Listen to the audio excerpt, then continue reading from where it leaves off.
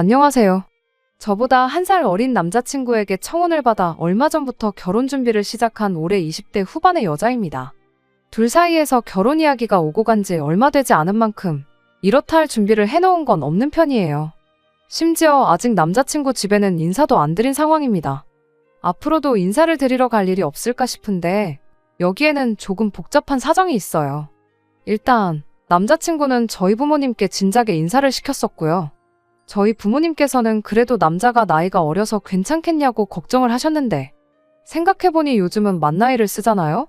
만나이를 쓰면 동갑이라고 봐도 무방할 만큼 제 생일과 남자친구 생일이 크게 차이가 나지 않습니다. 만나이를 안 쓴다고 해도 뭐 1살 차이면 솔직히 엄청 어린 것도 아니기도 하고요. 사회생활도 일찍부터 시작해서 밑으로 형님 하면서 따르는 회사 후배들도 여러 명 있고 군대에서도 분대장인가 뭔가 하면서 아직도 그때 후임들하고 연락하면서 지내는 거 보면 리더십도 있는 사람처럼 보였어요. 연애할 때도 데이트 장소라든지 이것저것 먼저 알아오고 뭐를 할지, 뭐를 먹을지 제 의견을 묻는다기보다는 이거 하자, 저거 하자 하면서 리드하는 스타일이었어요. 남자친구를 만나기 전에 만나던 사람들과 비교했을 때도 저보다 연상이었던 남자친구들보다 듬직한 면이 있었습니다. 나이가 저보다 1살 어리다고 한들 저보다 어른스러운 면도 있다고 생각했습니다. 그런 모습 때문에 결혼을 하기로 결정했지요. 당연한 소리겠지만 결혼하면 필요할 때 의지도 하면서 행복하게 잘 살 줄 알았어요. 바로 얼마 전까지는 말이지요. 남자친구 집에 아직 인사를 드리러 가지 못한 데에는 이유가 있습니다. 남자친구가 어머니를 끔찍하게 생각하는 사람이었거든요. 그거랑 인사를 못 드리러 간 게 무슨 상관이 있나 싶으신 분들도 계시겠는데 실은 남자친구한테는 낳아주신 어머니는 계시지만 키워주신 어머니가 안 계십니다. 연애하는 동안에는 홀아버지 밑에서 자랐다는 것만 알았지 거기에 얽힌 자세한 내막은 몰랐어요. 남자친구가 쉬쉬하는 편이기도 했고 가정사가 누군가에게는 약점이 될 수도 있는 거니 저도 일부러 알려달라고 캐묻지 않았습니다. 남자친구의 청혼을 받고 저희 집에 인사를 시킨 뒤 며칠 지나지 않아서 남자친구가 그제서야 자기 가족에 얽힌 이야기를 처음 저에게 해줬어요. 그때까지는 홀아버지 밑에서 자랐다길래 어머니가 일찍 돌아가셨겠거니 그렇게 생각을 했는데 그게 아니고 어머님이 남자친구가 어릴 적에 새살림 차려서 집을 나갔다고 해요. 그런데 그 새살림 차린 분이 다른 사람이 아니고 거의 한 동네라고 봐도 무방할 정도로 가까이 사는 사람이었답니다. 어머님이 집안일만 하고 사는 거 지겹다며 뭐 새로운 걸 배워보겠다고 컴퓨터 학원을 등록했는데 거기 원장하고 눈이 맞았다고 해요. 그 원장이란 사람은 사별해서 혼자 살고 있었다는데 그냥 새살림 차리면서 그 집으로 들어가서 살았답니다. 남자친구 밑으로 동생이 1명 있는데 둘이 어린 마음에 엄마 보고 싶다고 학원까지 찾아갔다가 어머니한테 니들이 여길 왜 왔냐고 혼내기까지 하셨다고 합니다. 동생이 어린 마음에 맨날 엄마 보고 싶다고 칭얼대고 그랬다는데 그때 남자친구 생각에 저러다간 동생이 삐딱선을 탈 수도 있겠다 싶어서 자기라도 마음을 굳게 먹어야겠다 다짐하고 일하러 나가신 아버님을 대신해 동생을 이끌어줬다. 이런 이야기를 하더라고요. 이야기를 듣고 나니 남자친구의 그런 리더십이 어려서부터 자연스럽게 몸에 배어온 습관인가 보구나 생각을 했습니다. 항상 자신감 넘치고 당당했던 그 모습 뒤에 그런 슬픈 과거가 있을 줄은 꿈에도 몰랐지요. 아직 한참 때 나이인데도 불구하고 결혼을 일찍 하고 싶어 했던 것도 하루라도 빨리 안정되고 화목한 가정을 꾸리고 싶은 욕심이 있기도 했다네요. 저를 사랑하는 마음은 당연한 거고요. 아무튼 남자친구가 자기가 이토록 외롭고 힘든 어린 시절을 보냈다는 이야기를 계속해서 듣게 되었어요. 그런데 남자친구의 이야기를 듣고 있다 보니 남자친구 속마음을 도무지 알 수가 없더라고요. 제가 남자친구였다면 당연히 그런 식으로 어린 자식 둘을 내팽개치고 새살림을 차린 것도 모자라 지척에 살면서 자기 자식들한테 찾아오지 말라고 단호한 말을 꺼낸 어머니가 미웠을 텐데 남자친구 말에는 어머니에 대한 미움보다는 그리움이 더 커 보였어요. 심지어 여지껏 혼자 몸으로 자식 둘을 키워오시고 독립시켜준 아버님에 대해서는 그런 노고에 대한 감사함보다 대체 엄마한테 얼마나 못했길래 집을 나가게 만들었냐는 원망이 더 강해 보였습니다. 백번양보에서 어린 시절에 어머니의 부재가 컸던 만큼 어머니에 대한 그리움은 당연히 있을 수 있다 생각하지만 그렇다고 해서 아버지를 미워할 필요까지는 없는 거 아닌가 싶었거든요. 어쨌든 고생하신 건 아버님이 다 하셨으니까요.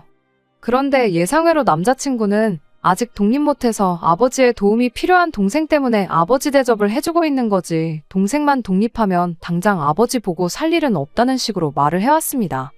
그런 이유로 저를 집에 인사시키지 않고 있던 거였지요. 제가 모르는 이야기가 더 있을 수도 있으니 남자친구 생각이 그러하다면 그렇게 하는 게 맞다 싶었어요.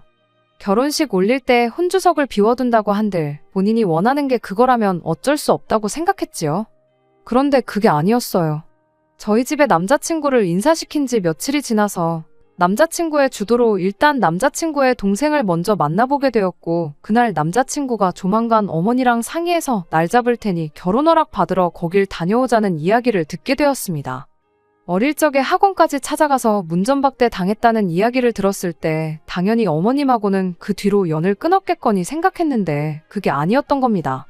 알고 봤더니 남자친구가 취직하고 나서 집에서 나와 독립한 시기부터 어머님하고 연락을 주고받고 있었다는 사실을 또 새로 알게 되었지요. 어떻게 자기 연락처를 알아내서 그래도 모자간인데 지난날은 다 잊고 잘 지내고 싶다고 연락이 왔다고 해요. 남자친구 동생은 어릴 때 충격이 너무 컸던 나머지 아직도 연락을 안 하고 있는 상황이랍니다. 그리고 그날 이후로 남자친구는 쭉 가족들 모르게 해서 어머님하고 지속적으로 연락을 주고받고 있었나 봐요. 그리고 아버지한테도 아직 말을 안 한 저희 결혼 소식을 어머니한테만 이야기를 했다고 하는 겁니다. 차라리 제가 처음 생각했던 대로 어머님, 아버님 양쪽 다 인사 안 시키고 결혼식 때도 혼주석을 비워둔 채로 진행하자고 했으면 이해라도 했을 텐데. 호적상 실제 가족인 아버지는 빼고 이젠 남이 되어버린 어머니한테만 인사를 시키겠다니 솔직히 이해가 가질 않았고 혼란스럽기까지 했습니다. 그러면서 동시에 다른 걱정도 생기게 되었지요. 저를 아버님께 인사시킬 생각이 없다는 건 곧 결혼을 한다는 이야기부터 전하지 않을 생각인 것 같은데, 자이던 타이던 아버님이 아들 결혼식에 참석을 못하실 수도 있다는 건 예상했지만 어머님만 참석을 하시게 되는 건 예상 못했거든요. 만약 그렇게 된다면 신랑 측 혼주석에는 어머님이 혼자 계시는 건지, 아니면 새살림 차린 그쪽 집 아저씨가 같이 혼주석에 앉게 되는 건가 싶었어요. 아니나 다를까 남자친구한테 어머님은 하객으로 오시는 거냐 혼주로 오시는 거냐 물었더니 나를 낳아준 어머니인데 혼주석에 자리하시는 게 당연한 거 아니냐고 살짝 화가 난 말투로 말을 하더라고요. 문제는 저는 그렇게 하고 싶은 생각이 눈꼽만치도 없다는 거였어요. 그렇다고 남자친구한테 피덩이 같은 두 자식 버리고 새살림 차린 당신 어머니는 혼주석에 앉을 자격이 없으니 결혼식에 부르더라도 하객석에 앉게 하라고 할 수도 없는 노릇이기도 했고요.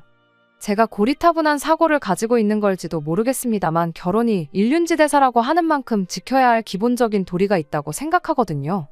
양가 집안이 하나가 되는 건데 서류상 한 가족인 아버지는 결혼식에 부르지도 않고 이젠 남의 가족인 어머님과 완전 생판남인 그 집 아저씨를 저희 부모님과 같은 선상에 두는 것부터 말도 안 된다고 생각했어요.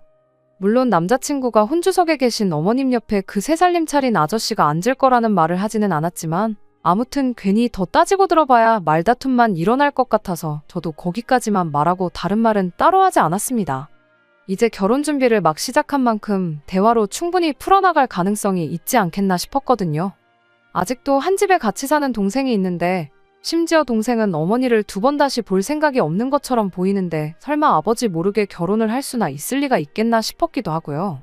그리고 며칠 전 남자친구가 다음 주 주말에 시간이 되느냐고 물어왔어요. 어머니랑 약속 잡아놨다고 되도록이면 시간 비워놓으라는데 올 것이 왔구나 싶은 기분이었습니다.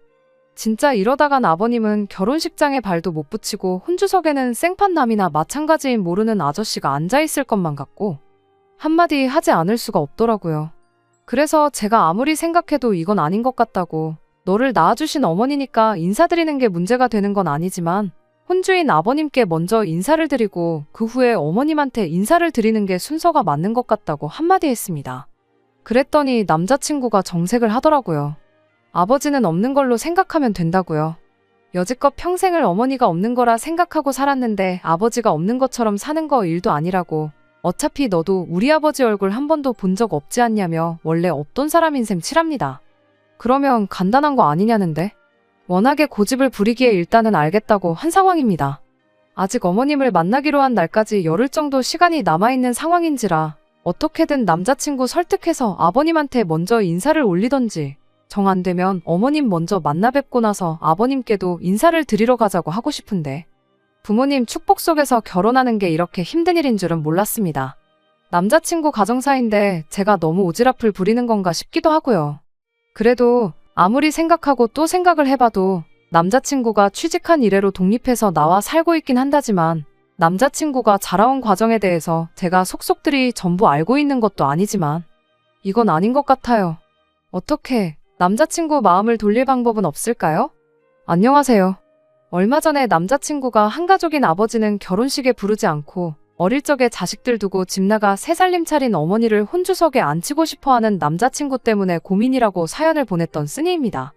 결국엔 남자친구 고집을 꺾을 수가 없어서 예정된 대로 어머님을 찾아뵙고 왔어요. 그리고 이렇게 글을 다시 적게 되었습니다. 만나기로 한 장소는 어머님이 살고 계시는 곳 근처였어요. 새 살림 차렸을 때는 한 동네에 가까이 살았다더니 기차로 1시간 반을 가야 할 만큼 먼 곳에서 살고 계셨습니다. 약속 장소에 도착했더니 남자친구 어머님만 혼자 계셨어요. 새 살림 차리신 분 호칭을 뭐라고 해야 하나, 아저씨라고 해야 하나 고민이었는데 그것만큼은 참 다행이었습니다. 아무튼 저는 당연히 호적상으로도 가족이고 여태까지 남자친구와 남자친구 동생을 책임지신 아버님이 혼주석에 앉는 게 당연하다는 입장이다 보니 그래서 그랬나 어머님 인상이 그렇게 좋아 보이진 않았어요. 일단 제가 생각했던 것보다 훨씬 더 나이가 젊으셨어요. 아버님과는 속도 위반으로 결혼하게 되었고 그때 나이가 21살밖에 안 되었다 보니 아직도 50대 초반이십니다. 꾸미고 다니시는 것도 엄청 화려하고 멋쟁이시죠. 그게 문제가 되는 건 아니지만 어머님과의 대화는 정말이지 제가 상상했던 것 그 이상으로 충격적이었습니다. 남자친구도 몰랐던 사실이 하나 있는데 그때 당시 새 살림 차렸던 아저씨하고는 진작에 헤어지셨답니다. 그 뒤로 쭉 혼자 지내신 건 아니고 이 사람 저 사람 만나면서 같이 살기도 하고 연애도 하고 그러면서 인생을 즐기면서 사셨다고 하네요. 그걸 하고 싶은 걸 다 하고 살았다고 인생을 즐겼다고 표현하는 것도 충격적이었어요. 제가 너무 고지식한 걸 수도 있겠지만 여기가 미국인가 싶을 정도로 자유분방하신 분이셨습니다. 그래도 한편으로는 다행이다 싶었어요. 혼주석에 누군지도 모르는 아저씨가 옆에 앉아있는 것보다야 어머님 혼자 계시는 게 나을 수도 있고 이 경우라면 남자친구를 설득해서 어머님, 아버님 두 분 다 혼주석에 계시도록 이야기를 할 수도 있겠다 싶었습니다. 어머님은 저를 언제 봤다고 벌써부터 며느리라고 불러대기 시작했지요. 가까이만 살면 며느리랑 매일같이 놀러 다니고 싶다 뭐 그런 이야기를 하시더라고요. 당신이 배불러서 낳은 자식들은 남자친구랑 남자친구 동생이 전부이긴 한데 딸이라고 하나 있는 건 엄마 보기 싫다고 연락조차 안 받는다고 하면서 딸 가진 엄마들하고 어울리다 보면 딸들이 엄마 챙겨주고 그러는데 그게 그렇게 부러웠을 수가 없다고 하시더라고요. 다른 건 몰라도 부침성 하나만큼은 좋아 보이셨는데 역시나 그마저도 저한테는 좋게 보이지 않았어요. 아무튼 그렇게 이야기를 나누는데 남자친구와 그간 몇 년 동안 연락을 하고 지내긴 했지만 남자친구도 어머님을 이렇게 직접 만나는 건 이번이 처음인 것 같아 보였습니다. 남자친구 취직해서 독립한 이래로 벌써 3년이라는 시간이 흘렀는데 3년 동안 연락을 주고받으면서 얼굴 한번 안 봤다는 것부터 이해가 되질 않았지요. 말로는 우리 아들 일하느라 바쁜데 방해하고 싶지 않아서라는데 아무리 두 사람 사이에 거리가 멀다지만 외국에 살고 계신 것도 아니고 대한민국이 교통수단이 안 좋은 나라도 아닌데 어머님이나 남자친구 두 사람 중 한 명이 마음만 먹으면 보러 올 수 있는 거 아닌가 싶었거든요. 계속 이야기를 듣다 보니 어머님 쪽에서 남자친구가 내려오겠다는데도 이 핑계 저 핑계 대면서 나를 미뤄왔던 것처럼 들렸어요. 말로는 동생도 같이 해서 보고 싶었다 그런 식으로 이야기를 하는데 저는 그 말이 왠지 의심까지 가기 시작했어요. 아니나 다를까 대화의 화제에서 저는 빠지게 되었고 그 자리는 20년 만에 만난 감격에 모자상봉의 자리로 돌변해버리고 말았습니다.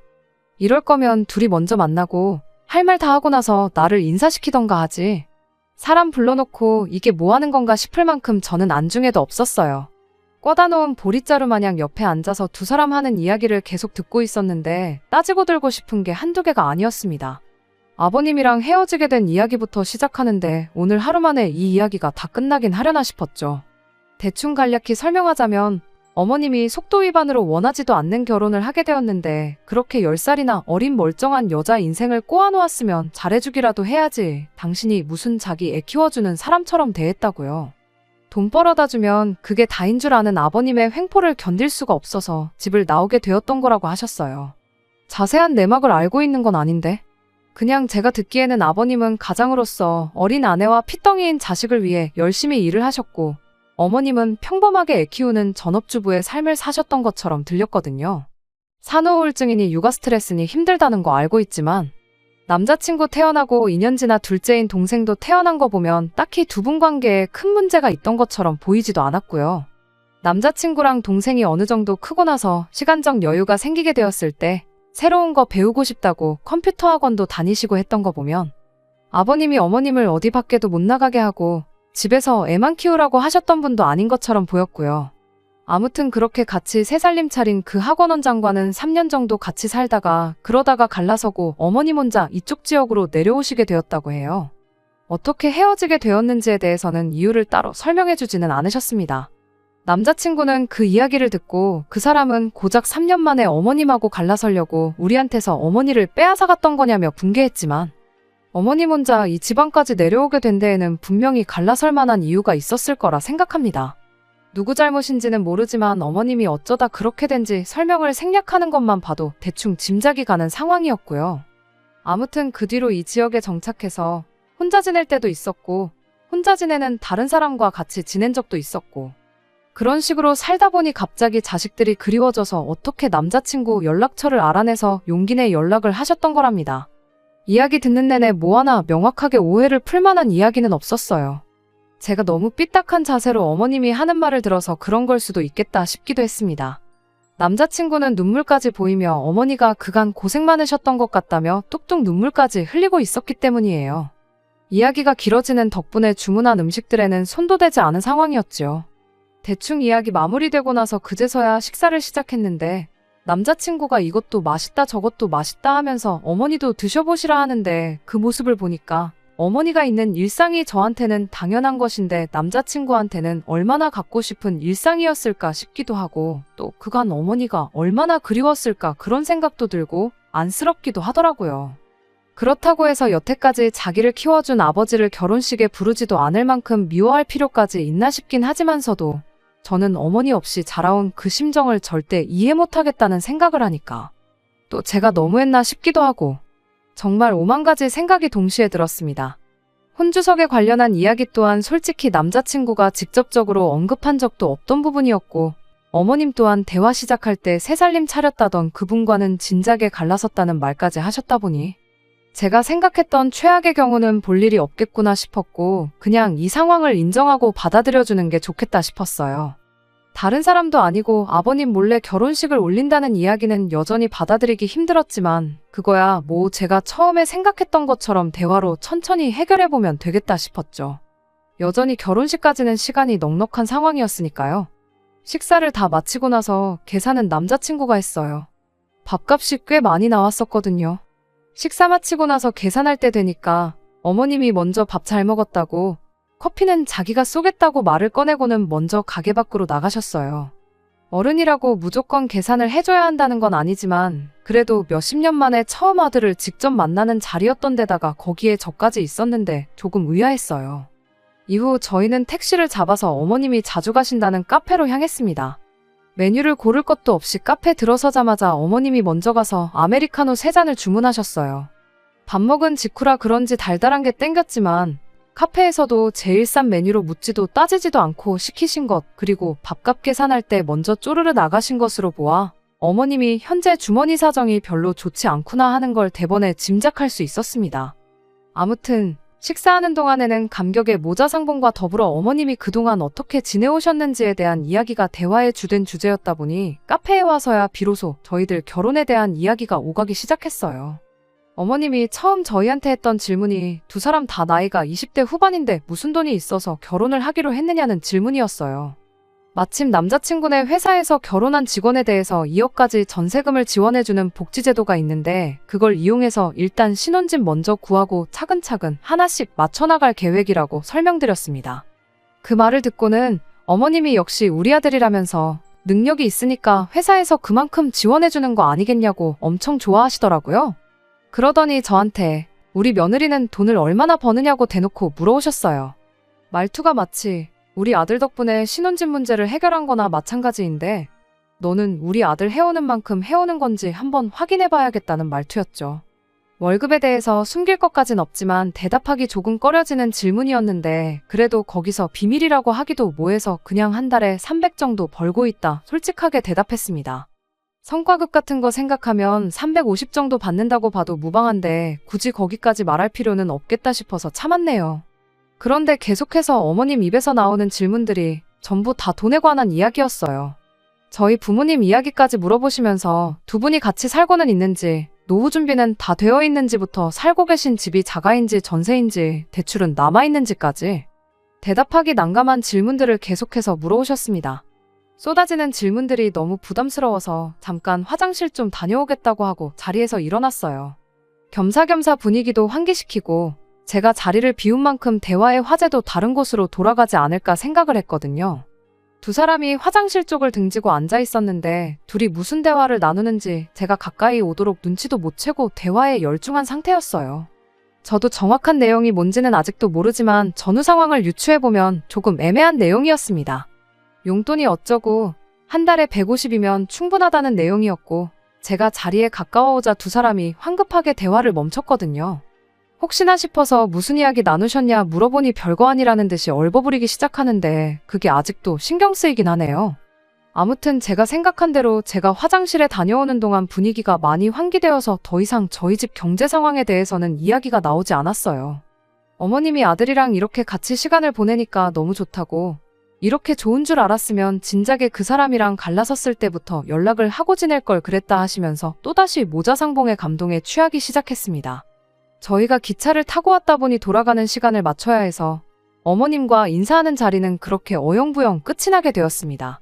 어머님이 저희를 기차역까지 배웅해 주셨는데 헤어지기 직전에 어머님이 충격적인 이야기를 하나 더 꺼내오셨어요. 3주 정도 뒤에 다시 한번 내려올 수 있냐고요. 날짜를 확인해보니 금요일이었는데 회사에 휴가를 내서라도 둘이서 같이 오라고 하시더라고요. 기차표는 토요일에 돌아가는 표로 끊으라고 하셨고요. 무슨 일 때문에 휴가까지 내서 오라는 건가 싶었는데 어머님이 혼자 살고 있는 집도 구경시켜주고 지금 같이 살고 있지는 않지만 만나고 있는 사람이 있는데 그이도 소개시켜주고 싶다고 하더라고요. 제가 대답도 하기 전에 남자친구가 당연히 시간을 내겠다고 대답을 했어요. 그런데 저는 그때부터 거의 멘붕 상태나 마찬가지였습니다. 새 살림 차렸다던 분하고는 헤어졌다고 하길래 제가 최초에 걱정하던 문제는 신경도 안 써도 되겠다 안심하고 있었는데 만나는 사람이 있다고 하니 엄청 신경이 쓰이기 시작했어요. 저는 굳이 안 봐도 되는 사람이긴 했는데 괜히 저 없이 셋을 만나게 했다가는 무슨 이야기가 오가게 될지 모르겠어서 그날 나는 안 간다고 말하기도 뭐하더라고요. 거기에 집에 오는 기차 안에서 남자친구한테 아까 카페에서 나 화장실 다녀오는 동안 어머님하고 무슨 이야기 나눴냐고 물어봤는데 별 이야기 안 했다고 얼버무리는 모습을 보니 더더욱이 그날 안 가겠다고 할 수가 없었습니다. 그리고 시간이 흘러 벌써 다음 주가 다시 내려가기로 한 그날이에요. 여전히 남자친구는 아버님한테 저를 소개시켜주고 싶은 마음이 없어 보이고요. 그날 카페에서 저 없이 둘이 나눈 대화 내용을 유추해보건대 아무래도 결혼하면 어머님한테 보낼 용돈에 대해 이야기하는 것 같은데 남자친구한테 몇 번을 물어봐도 시원하게 대답도 안 해주고 이젠 혼주성 문제가 아니라 용돈 문제로까지 골머리를 썩게 생겼으니 정말 미치고 팔짝 뛸 노릇입니다. 한 달에 150이면 남자친구 월급의 절반 정도 되는 액수거든요. 다음 주 돼서 내려가 보면 대충 갈피가 잡힐 것 같기는 한데 진짜로 제가 생각한 최악의 상황으로 흘러갈까봐 그게 너무 걱정입니다. 안녕하세요. 오늘 올리는 글로 더 이상 글을 올릴 필요가 없게 되었습니다. 결론부터 말씀드리자면 남자친구하고는 결혼 안 하기로 했어요. 예정되었던 대로 휴가까지 내서 지난주에 남자친구 어머니 살고 계신 곳에 다녀왔고 그날 그 자리에서 결혼 엎어버리고 왔습니다. 진작에 아버지를 결혼식에 안 부르겠다는 헛소리 할 때 알아보고 때려쳤어야 하는데 무슨 좋은 꼴 보겠다고 2달 반이라는 긴 시간을 버텼는지 참 후회가 되네요. 이번에는 남자친구 어머니가 기차역까지 저희를 마중 나오셨어요. 거기서 곧바로 택시를 잡아서 어머님 집으로 향했고요. 물론 택시비 또한 남자친구가 냈습니다.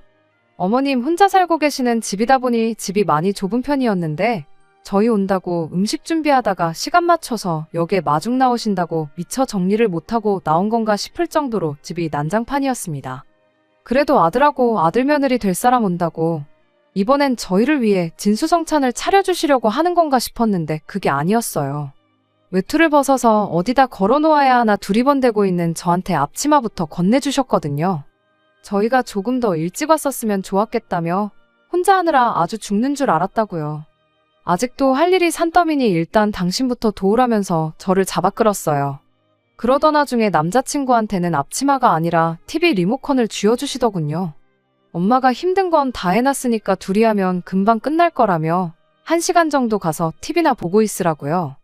저는 영문도 모른 채 어머님 손에 이끌려 바닥에 앉아서 온갖 전을 부치기 시작했습니다. 명절 때 저희 집에서 음식 준비하는 거 몇 번 도와드렸던 적이 있어서 어려울 건 없었어요. 어머님은 주방과 거실을 분주하게 왔다 갔다 하시며 이 음식 저 음식 마무리 짓는데 열중이셨고요. 대충 보니까 탕국에 갈비찜, 삼색나물에 이것저것 하고 계셨는데 거기에 제가 동태전에 육전, 산적까지 붙이고 있었으니 누가 봐도 이건 저희 온다고 차려내는 잔치 음식이 아니라 제사 음식을 준비하고 있구나 싶었어요. 어머님이 밑준비 해놓은 전을 거의 다 부쳐갈 때쯤 어머님도 다른 음식들 하던 게 다 끝났는지 제 쪽으로 오더라고요. 제가 해놓은 걸 보더니 벌써 이만큼이나 해놓았냐며 아주 손이 야무지다고 1등 며느리감이라고 칭찬을 해주시는데 칭찬을 받고도 그렇게 기분이 안 좋아 보긴 또 처음이었네요. 아무튼 그렇게 도착하자마자 1시간 정도 일을 했어요. 다 끝나고 나서 남자친구도 어머님이 제사 음식을 준비하고 있는 것 같다 싶었는지 할머니, 할아버지 두 분 다 살아계시지 않냐고 외가에 제사가 있느냐고 물어보더라고요. 그리곤 어머님 입에서 정말 생각지도 못한 대답이 이어졌습니다. 왜, 지난번 저희랑 헤어질 때 저희한테 만나고 있는 분을 소개시켜주겠다고 하셨잖아요? 내일 그 집에 제사가 있어서 어머님이 음식을 준비한 거랍니다. 남자친구도 그건 이해하기 힘들었나 봐요. 만나는 사람이면 결혼한 것도 아니지 않냐. 어머니가 왜 그 집 제사 음식을 준비하시냐고 따져묻더라고요. 그런데 이어진 어머님 대답이 아주 가관이었습니다. 그이가 제사를 얼마나 중하게 여기는 사람인 줄 아냐면서 다 당신이 그 사람하고 잘 되기 위해서 하는 거라고요. 그 집 구석 여편네가 워낙에 제사 준비하는 걸 싫어해서 그이가 아주 갈라선에 만에 벼르고 있는 상황인데 자기가 내일 그 집에 이 많은 제사 음식을 가지고 찾아간다고 생각해보라는 겁니다. 그 대답에 남자친구도 어이가 없다는 표정이었습니다.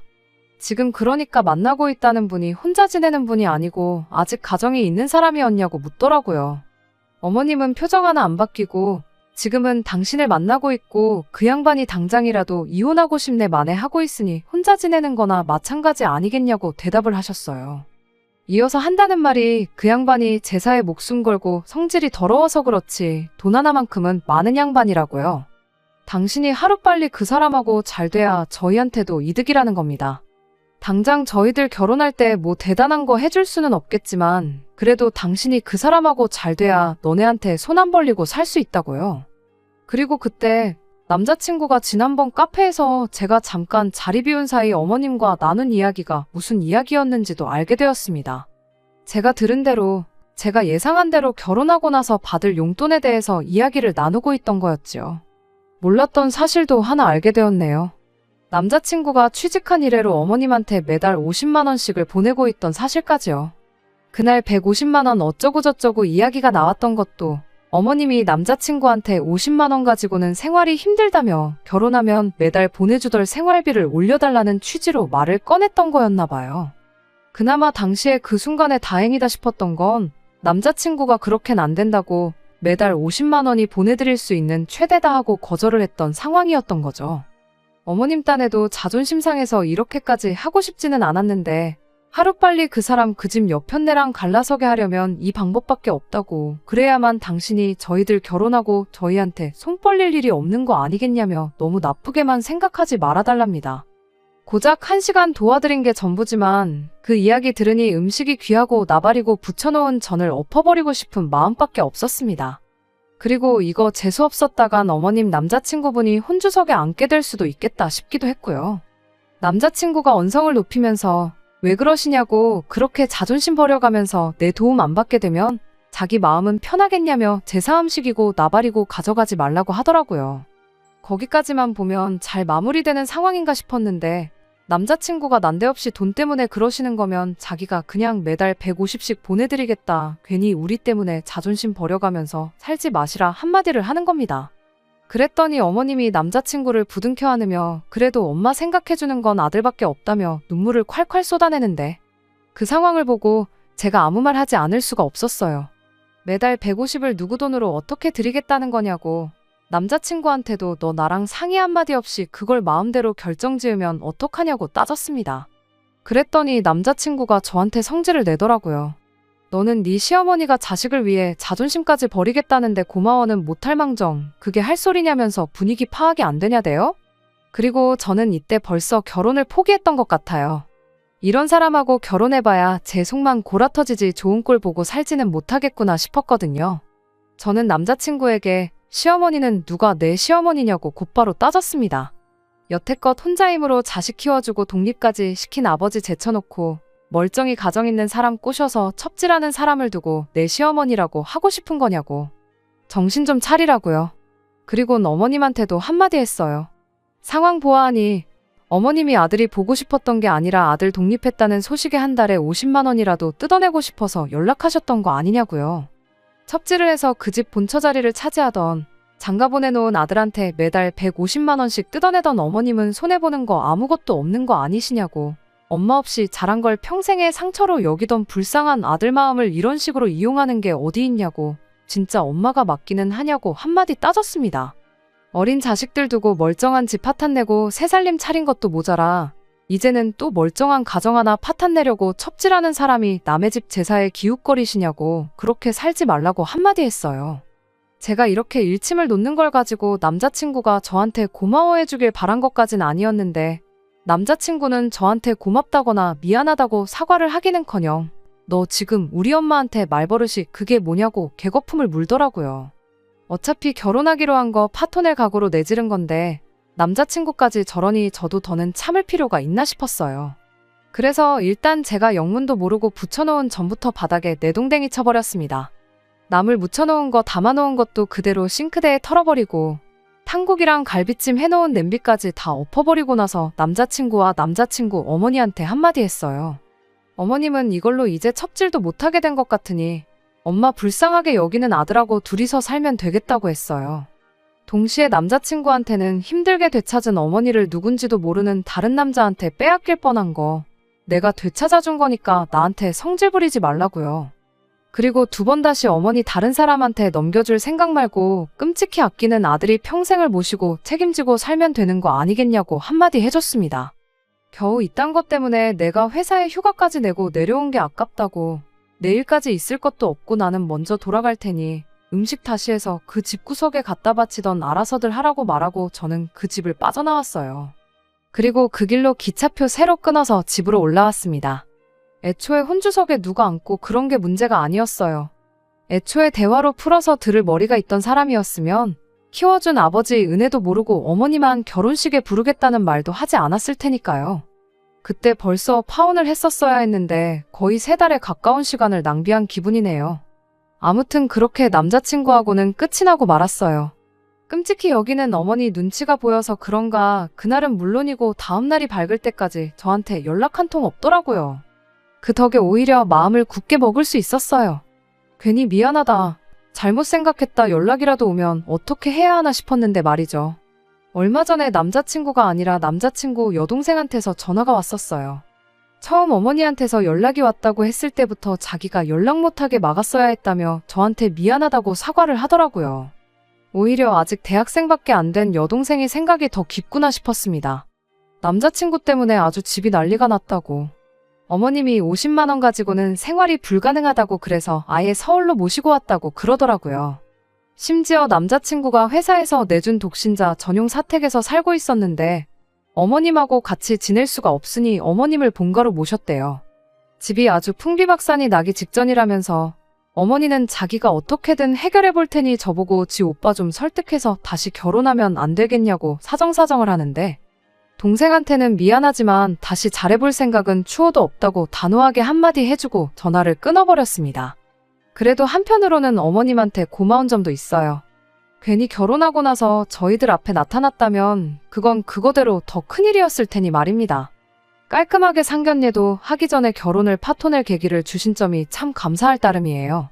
쓸데없이 오지랖 부리는 성격이라고 생각했는데 그래도 그 덕에 착한 일 많이 해서 하늘이 저한테 두 번째 기회를 줬나 싶기도 하네요. 다른 건 몰라도 앞으로도 항상 제가 옳다고 생각하는 것에 확신을 갖고 착한 일 많이 하면서 살아야겠구나 싶어요. 끝까지 들어주셔서 감사합니다. 오늘의 사연은 여기까지입니다. 구독과 좋아요, 알람 설정 부탁드리고 더 좋은 사연으로 다시 찾아뵙겠습니다. 감사합니다.